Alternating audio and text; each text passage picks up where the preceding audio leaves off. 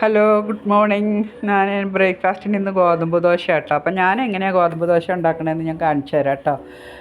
അതായത് മിക്സിയുടെ ജാർ എടുത്തിട്ട് കുറച്ച് ഇഞ്ചി, ഒരു കഷ്ണം ഇഞ്ചി ഇടുക, പച്ചമുളക്, പിന്നെ കുറച്ച് ഉള്ളി, ചുവന്നുള്ളിയും കൂടെ ഇട്ടിട്ട് കുറച്ച് തേങ്ങ ഇടുക. ഞാൻ മുമ്പൊക്കെ എന്ന് വെച്ചാൽ ഗോതമ്പ് പൊടി പാത്രത്തിൽ കലക്കിയിട്ട് ഈ തേങ്ങ അങ്ങനെ തന്നെ ഇടുമായിരുന്നു ചെയ്തിരുന്നത്. ഇപ്പോൾ കുറച്ച് നാളായിട്ട് ഇപ്പോൾ ഇങ്ങനെയാണ്. ഇതാകുമ്പോൾ വേറൊരു രുചി എനിക്കിഷ്ടമായി. അപ്പം ഞാൻ ഇങ്ങനെയാണ് ഉണ്ടാക്കുന്നത് ഇപ്പം. അപ്പോൾ തേങ്ങ ഇട്ടു, പിന്നെ കുറച്ച് ജീരകവും, പിന്നെ കായത്തിൻ്റെ പൊടി, കായം പൊടി ഇട്ടു. എന്നിട്ട് പിന്നെ ആവശ്യത്തിന് ഉപ്പും ഇട്ടിട്ട് നമുക്കിത് വെള്ളം ചേർക്കാതെ ഒന്ന് അടിച്ചിട്ട് വരാം. എന്നാലേ ആ ഇഞ്ചിയൊക്കെ ഒന്ന് അരിഞ്ഞ് കിട്ടണമല്ലോ.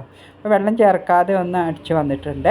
ഇനി നമുക്കിതിലേക്ക് നമ്മുടെ ഗോതമ്പ് പൊടി ചേർക്കാം. ഗോതമ്പ് പൊടി ചേർത്തിട്ട് കുറച്ച് വെള്ളം ഒഴിച്ചരയ്ക്കുക. അധികം വെള്ളം ഒഴിക്കണ്ട, കുറച്ച് വെള്ളം ഒഴിച്ചാലാണ് ആ തേങ്ങയും ഗോതമ്പുമൊക്കെ നന്നായിട്ട് മിക്സ് ആവുകയുള്ളൂ. അങ്ങനെ മിക്സായി വന്നിട്ടുണ്ട്.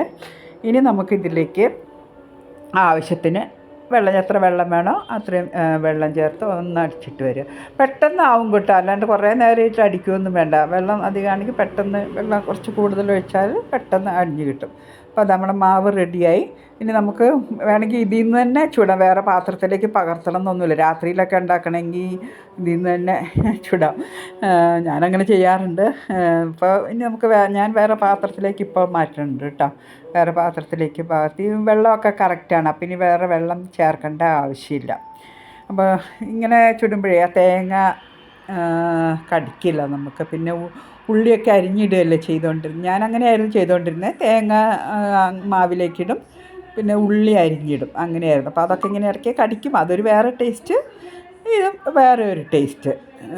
പക്ഷേ ഇതൊരു പ്രത്യേക ടേസ്റ്റ്. നമ്മൾ എല്ലാ ആഴ്ചയിലും ഒരുപോലെ വെക്കണ്ട, ഒന്ന് വ്യത്യസ്തമായ രീതി ഒന്ന് പരീക്ഷിച്ച് നോക്കാം. അപ്പോൾ നെയ്യ് ആവശ്യമുള്ളവർക്ക് നെയ്യ് പുരട്ടാം. പിന്നെ നന്നായിട്ട് മൊരിയണം എന്നുള്ളവർക്ക് നന്നായിട്ട് മൊരിയിച്ചെടുക്കാം. ഞാനിത് അങ്ങനെ നന്നായിട്ട് മൊരിയിക്കുന്നില്ല, എനിക്കിങ്ങനെയാണ് ഇഷ്ടം. അപ്പോൾ നമുക്ക് നമ്മുടെ നല്ല സോഫ്റ്റായിട്ടുണ്ട് കേട്ടോ ഗോതമ്പ് ദോശ. നല്ല സോഫ്റ്റായിട്ടുള്ള ഗോതമ്പ് ദോശ. അപ്പോൾ നമുക്കിത് കഴിച്ചിട്ട് വരാം. നിങ്ങളിങ്ങനെ ഒന്ന് ഉണ്ടാക്കി നോക്കൂ കേട്ടോ. ഇങ്ങനെ ഉണ്ടാക്കുന്നവരുണ്ടാവും, എന്നാലും ഉണ്ടാക്കാത്തവർക്ക് വേണ്ടി ഞാൻ പറയുകയാണ്. ഒരു പ്രത്യേക ടേസ്റ്റാണ്. ഞാനിതിൻ്റെ കൂടെ മുളക് ചമ്മന്തി കേട്ടോ മുളക് ചുട്ടിട്ടുള്ള ചമ്മന്തിയില്ലേ, ആ ചമ്മന്തിയാണ്.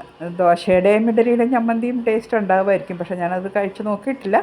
ഞാൻ ഈ ഗോതമ്പ് ദോശ മുളക് ചമ്മന്തിയാണ് കഴിക്കാറ്. ഓക്കെ, അപ്പോൾ ഞാൻ കഴിച്ചിട്ട് വരാം.